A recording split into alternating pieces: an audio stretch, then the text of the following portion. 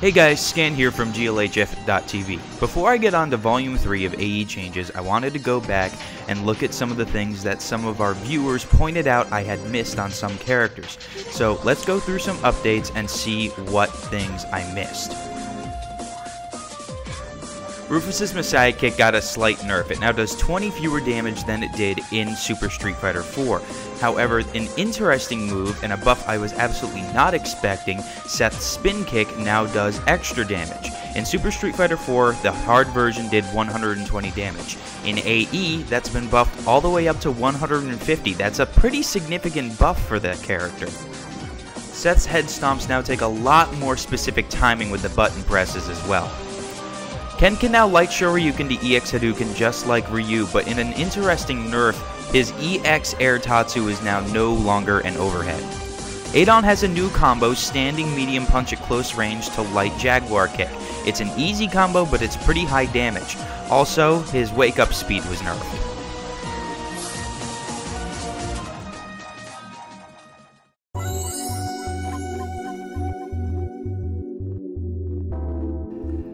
Now that we've gone through the updates, it's time to start AE Changes Volume 3, The Women of Super Street Fighter 4 Arcade Edition.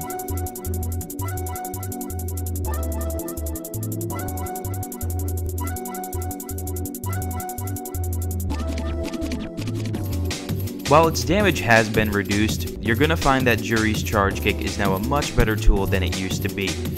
Scoring knockdowns makes any Juri using Ultra 1 a much more dangerous opponent, but the ability to now combo even into Pinwheel after the charge kick is huge. She was also given a slight speed upgrade to her walk. Not game-changing, but interesting.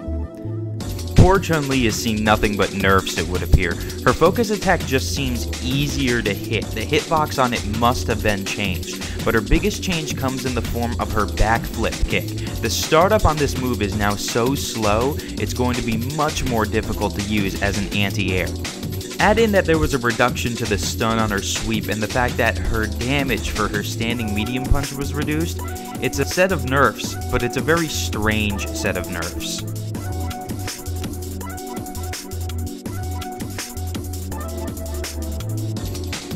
Sakura has had so many changes to her normals, I'm not really going to have enough time in a single video to talk about all of them. Instead, I'm highlighting just a few.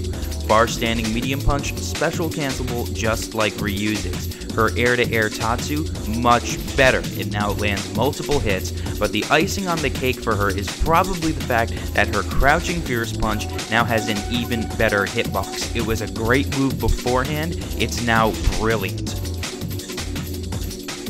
Ibuki can now combo from her standing medium kick. This opens up a ton of new combo potential for her. She also has a new target combo, Sweep into Fierce Kick. This is great for high pressure. However, she does have one slight nerf. Her kunai, when she is jumping back, now drastically changes her jump arc. She just falls like a rock, making her potentially vulnerable.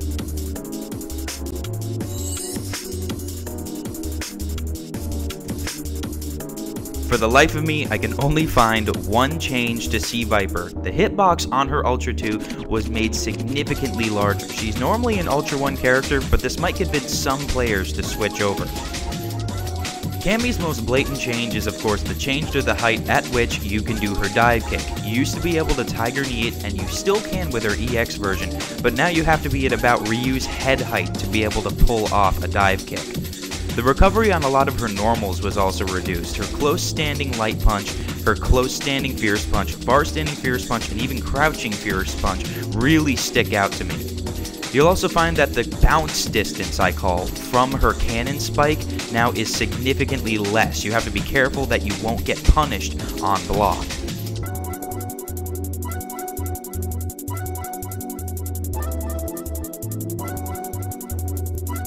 I really can't overemphasize how much better of a character Makoto is now in Arcade Edition. Her Tsurugi Axe Kick is now an excellent move. Her corner pressure is now so much higher than it used to be with her Fukage upgrades. She's excellent.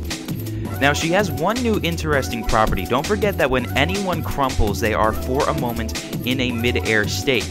This gives Makoto the ability to use her Fukage upcut and any meter she has to deal out massive damage. Rose really only has 2 changes that I can find. She can now no longer super while one of her soul sparks is on the field. If it connects, she can combo that into a super, but not beforehand. Also, the speed at the startup of her Ultra 2 was nerfed significantly. She's no longer invincible.